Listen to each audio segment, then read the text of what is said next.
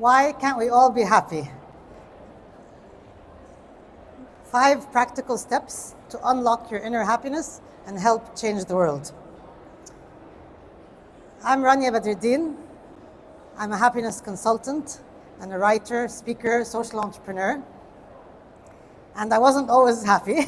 I struggled to understand what happiness is and what it isn't. And through a very long journey of self-discovery, I was able to pinpoint and find the answers and do the research and study the topic until just this year I published my book, Why Can't We All Be Happy? This is a book and a workbook. It's filled with inspiring personal stories, lessons learned, scientific research, age-old wisdom, and even more importantly, a workbook section after each of the 5 practical steps so that whoever is reading the book can do the inner work and find their own path, their own happiness path.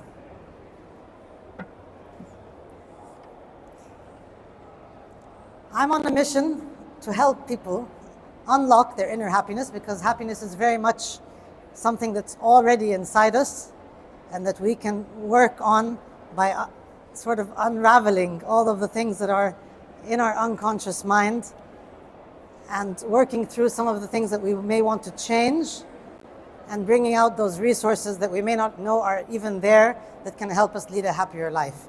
And at the same time, my motive as well is that when individually each one of us is happier, we can participate in creating a happier, more just and more peaceful world. So, why are we talking about happiness? And why is happiness important? Maybe we're talking about it too much, or maybe we're talking about it in the wrong ways.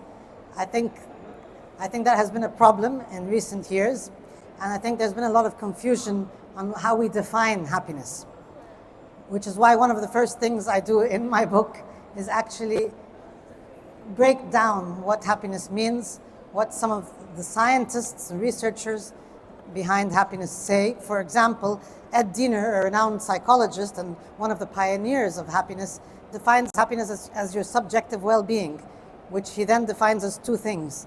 Number 1 is your level of satisfaction in the different areas of your life and how you manage your wide range of normal human emotions, including what we sometimes call the negative emotions, which are in fact essential as well, as long as they're not in excess levels that hold us back. So why we're talking about happiness? Because we all deserve it. And I mean all as in all, everybody on the planet. And there isn't somebody who deserves it more than somebody else. And the way the world is today, we're not seeing very much of that. We're seeing that some people think that they're more deserving of happiness than others. And that's simply not the case. And so I think it's an important topic to talk about for the individual and for us all as a collective. As we know, I mean, you probably know somebody who's not happy. You may not be happy yourself, and you certainly see that the world is in turmoil. And my solution was these 5 practical steps. Where did they come from? They came from years of me working one-on-one with individuals, doing individual coaching, doing group coaching, doing workshops, doing a lot of public speaking and a lot of studying and a lot of research, and my own personal journey. And so that's what I put together in these 5 practical steps. Let's get right into the first step. So the first step starts with you. It really always needs to start with you, because any change that we want to see needs to start with us. If we want to see a change outside of us, we need to start that change inside of us. And if something's frustrating us out there, what can we do about that? How can we perceive that? How can we think about that? How can we be a positive influence towards that? A force for change. That starts with us. So that's always the first step. And what is that step? It's kind of a 3-in-1 step. It's a sort of a journey of self-love, but it starts with awareness. And then from awareness comes acceptance of whatever it is we have become aware of in ourselves, including mistakes we've made, things that aren't so great, so perfect, because we're not meant to be perfect. But we need to accept ourselves exactly as we are right now in order to evolve and in order to change. Even if what we're accepting is something that we don't really like about ourselves, that's fine, accept it first, it's okay. And then, only then, actually, can we make that change and evolve and go on that journey. So when we accept ourselves, we then naturally can graduate to loving ourselves. And the beautiful thing about loving ourselves, and maybe we haven't been taught that, and it was certainly a struggle for me, is that it's not selfish at all. And loving yourself only helps you love others more. And I was afraid to love myself because I thought that would be selfish. Like, love myself? I can't love myself. How can I say that? No, I actually can. Because when you love yourself, you're loving the beauty of creation. And you're loving that human beings aren't perfect and that they're flawed. And then naturally, when you give that to yourself, you find yourself naturally giving it to everybody around you. Because you've managed to spot the beauty inside yourself, and therefore there is beauty in every single person sitting in this audience and every single person around us. That beauty is there. Whether the person is aware of it and whether it's maybe perhaps hidden under layers of conditioning or whatever, and that's not necessarily what they're projecting, doesn't matter. It's there. And that's what we want to bring out inside each one of us. So that's the first step: self-awareness, acceptance, and love. The second step for us to really work on unlocking that happiness that is inside each and every one of us is to let go. There are things that in order for us to move forward in a healthy and happy manner, we're going to have to let go of some things. What are those things? That's really going to apply to, it's going to be depending on each individual, figuring out what they need to let go of. And well, my book helps with that because it asks a lot of questions that helps people reach those answers. But what are some of the things? There may be things we need to let go of. The past, for one, that is not here anymore, and that we don't need anything from other than the positive memories and the positive lessons learned. We don't need to hold on to that heavy baggage of everything that didn't go well in our past and everything that was less than perfect and beautiful and in our past. What can we learn from that? And that's all we need to carry with us. A lot of us are still carrying a lot of heaviness from our past. We need to be lighter if we want to move forward in a happier way. So that's one of the things to let go of. What are some other things to let go of? Do you have any ideas, something else maybe that may not be serving us and we can let go of? Any ideas, Hannah? Limiting beliefs. So many of us all of us have beliefs, right? Everybody has beliefs about something. We have beliefs about ourselves, about other people, about the world at large, what we should or shouldn't be doing. We have beliefs. We have so many of them. We have beliefs about what success means, what money is, what love is, what relationships should look like, etc., etc. Now, those beliefs are things that we have heard at some point in our lives and from somebody and decided to believe. They're just thoughts that are put out there. They are not necessarily the truth. Okay? Now, if we go through all our beliefs about the different areas of our lives, it serves us well to question those beliefs and to decide, is that belief serving me? Where did I get it from? How do I know it's true? If it's serving me, fantastic. Let me work with that belief. Let me hold on to it. Let me move forward with it. But if it isn't, maybe I need to let go of that belief. Who says I need to believe that? Why can't I replace that belief with a more empowering belief, a more positive belief? And so those are some things to let go of. Another thing to let go of, potentially, is unresolved emotions. We all have emotions. We have a wide range of normal human emotions, and we need to have those emotions. And those include anger, sadness, fear, hurt, guilt. And as I said, those are normal. However, sometimes there are excess levels of those emotions. And if we have excess levels of emotions, those could be holding us back. Those could be affecting our well-being in ways that don't allow us to thrive in life. And those could be unresolved emotions that come from early childhood, from past trauma, especially the first 6 years of life, that are so crucial, where we're like in a sponge-like learning state, and we pick up things like just a sentence from a teacher that you're too slow or you're lazy or whatever, and we believe that, and it becomes our identity, and we run those same programs and patterns of belief for the rest of our lives, and most of our actions, approximately 95% of our actions, are done through our unconscious mind. We're not even sure why we just said that or why we just did that, because it's something that happened when we were 4 years old, so we don't even know. And it helps us to go back into our conscious mind and find those things and maybe do some letting go. And finally, a thing to let go of are inner conflicts. We sometimes have inner conflicts, like part of me feels this, part of me feels that, and like I'm in a conflict with myself. We don't need to be in conflict with ourselves. It helps us to go in there and bring together those different parts of us that are in conflict with each other, so that they are part of that whole that we are. Step number 3.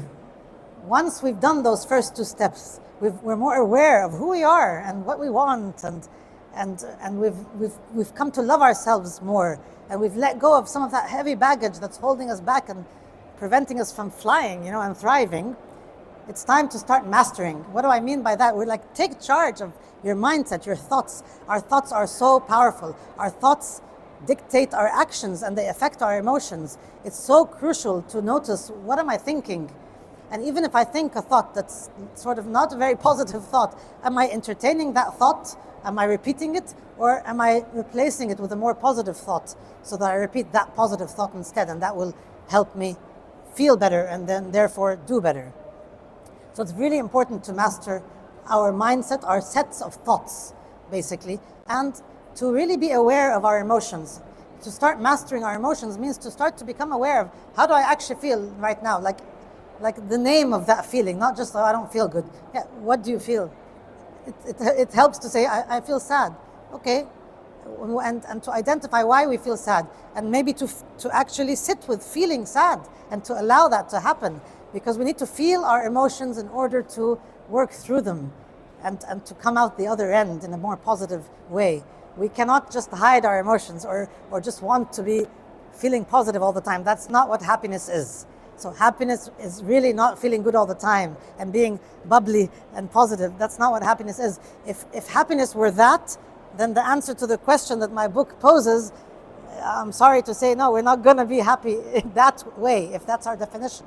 We need to define happiness in a way that's sustainable, in a way that takes into account the reality that life does have painful moments, and that we will experience those moments. So to what extent can we expand our capacity to feel, so that our definition of happiness includes all those moments?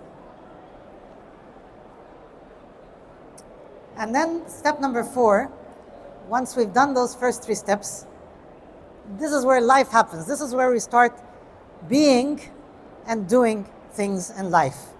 But when I say being, I'm talking about a slower kind of existence, where we are in tune with ourselves. We're just slowing down, we're breathing, we're practicing things like gratitude and appreciation, and we're journaling, we're meditating, we're doing the slowing down that a human being needs to do, especially with all the outside noise around us that has gotten us to a point where we don't get still enough to hear the sound of our own voices. Those inner voices, that is where the truth really is. I believe there's a source within us, and that is the source of love and truth. If we're distracted by all the noise around us, how are we in tune and aligned with our inner selves? And we really need to slow down enough to be able to simply be, and not be doing things all the time. At the same time, if we're only going to sit in a room and only simply be, how do we expect to get anywhere and achieve things in life and have an impact and add value to others? We also need to do things. I say need to, but I don't mean need to as in society dictates that. No, we decide what we want to do and what we want to achieve, and then we take the steps that we decide are what is needed in order to reach that goal of mine. or to be in that place that I just visualized myself, being at. It's entirely up to us. Let's stop listening to what society is telling us should or shouldn't be, and let's get being enough to get into our own inner voice and then decide, what do we want? We've already decided in step one, who are we? And now what do we want? And then what do we want to do about that? What do we want to do to get where we want? How are we for time? Left? What's left after we do those 4 things? There's not a whole lot left. All we need to do really is just keep moving.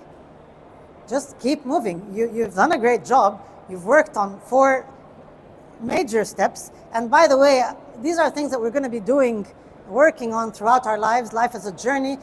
When I say there's steps, it does not mean that one ends and the other starts and that's it. No, we're kind of working through all that all the time, because every single day is a journey in itself, right? And we're learning and we're growing. So we're constantly really working through all those. But once we've done those 4 things, just keep moving. And my invitation to all of us is to move with love. Move with love, with that love that starts with you, and that from there you can extend to others. And my final call to action, and I'm very excited about the section of my book at the end, that after we talk about the 5 steps, we really break down. I'll just a second.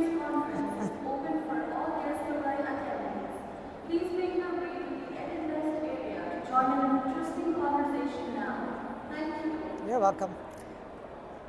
So after we've done the inner work and hopefully achieved a higher level of happiness and satisfaction in our lives, then it's time. It's time all the time, but we're more equipped to really come together for a happier world when each one of us has found that within themselves. And the world needs us to really come together, because we can see that there's so much injustice in the world.